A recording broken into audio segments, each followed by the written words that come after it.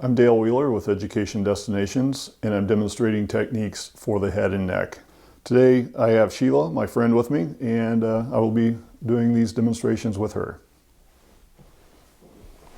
So whenever I start a massage, I never start out with using lotion or oil. In fact, many of my clients now, I work 15 to 30 minutes dry, doing fascial techniques and stretching and that kind of thing. And that's what we do today.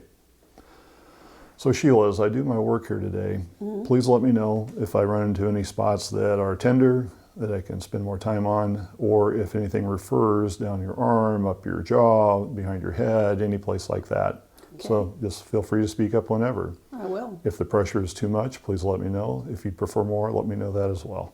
All right. All right, well, we'll begin.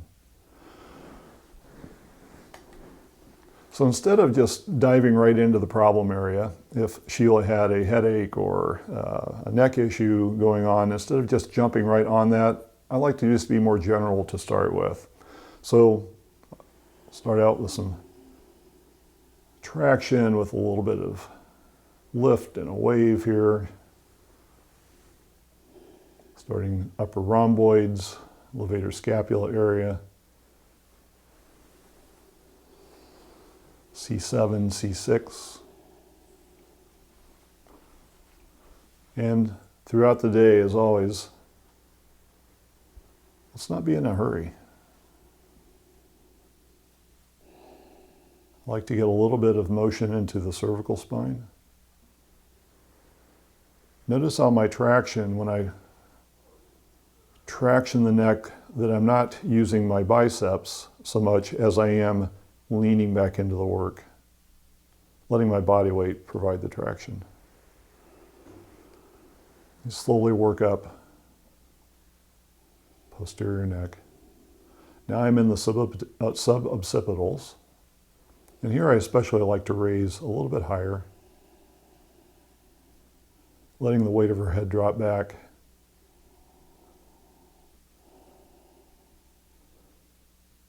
Watching her visibly relax, shoulders dropping, muscles relaxing. And then feathering off the top. So no matter what I might do next, this is almost always how I start a massage, and I think it sets the table for a good experience. So to start today, there are many, many ways we can treat the fascia. Fascia tends to not respond well to being beaten into submission or forced into a stretch position or softened. But instead, you have to take your time with it sometimes, and especially around the neck, head, and shoulders area. So I'm going to demonstrate one technique. If you're interested in this kind of technique, you can certainly take more continuing ed to study this. So today, I'm going to place my hand on her sternum, and in doing so, my fingers are together. I've asked permission prior to this. The heel of my hand is just below the clavicle. I compress my entire palm, finger pads, everything evenly. Not very much pressure, maybe about the weight of my hand times 2. Compress towards the table and towards the foot. And as I'm compressing and holding, I'm also doing a light traction at her occipital ridge. So I'm leaning back with my left hand and kind of sinking in with my right. So what I hope to accomplish here is to lengthen the fascia around the anterior side of the neck and also up the posterior neck, shoulders, anywhere else where the fascia might be tight. My pressure is moderate, and as I slowly settle into this position, things I will be looking for are if I feel a little bit of opening or a feeling like the tissue is becoming a little bit slack one direction or another. And for instance, if I were to feel as if I'm sinking deeper down the sternum, or possibly slightly sinking left or right with my pressure, then I just simply follow what that openness allows me to do.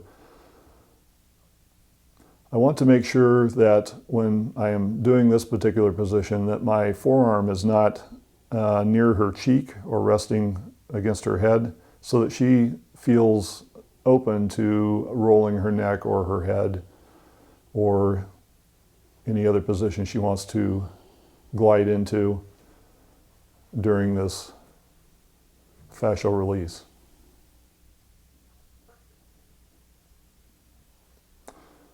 As I'm doing this, it's a good idea not to speak with your client. Just try to be present with your touch.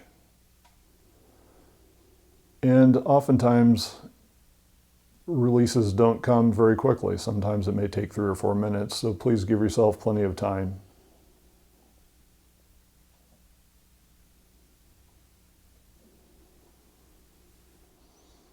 Your pressure should be such that over 4 or 5 minutes of time, you really shouldn't feel like your biceps or triceps are fatigued or struggling. If they are, you're probably applying too much pressure or traction. Just back off a bit.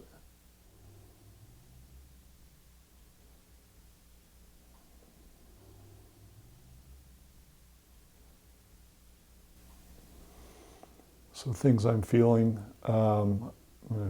occasionally feel her chest sink in a bit more. I can notice that her neck is rolling just a bit. With some clients, when I do this, I notice they'll begin to clear their throats or cough a bit, and that's normal. That may just be the fascia in that area stretching or being tugged in a way.